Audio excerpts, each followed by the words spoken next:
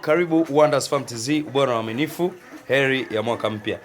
Leo tumewaleta kutoka shambani, ndio maana unaona wamesafiri kidogo hapa. Hawa ni Croiler Hybrid, chotara wakubwa, piwa kabisa, Croiler piwa ambayo hajachakachuliwa. Tuko na majogoo, tuko na mitetea, wanakaribia miezi mitano, kwa hiyo mitetea inakaribia kuanza kutaga.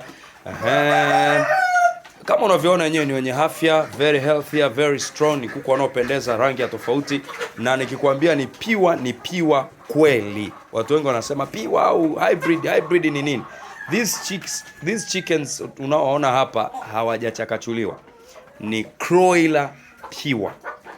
Utawapata kwetu kwa bei nzuri sana. Majogoo nitakuzia kwa shilingi 30,000, mitetea utachukua kwa shilingi 25,000 kwa sababu imebakiza wiki kama 2-3 ianze kuangusha mayai. Kumbuka Croiler ni kuku tajiri wa nyama na mayai. Nyama yake nzuri tamu kama ya kuku wa kienyeji, lakini pia kwa mayai, mitetea mayai 280 kwa mzunguko wa mwaka mmoja.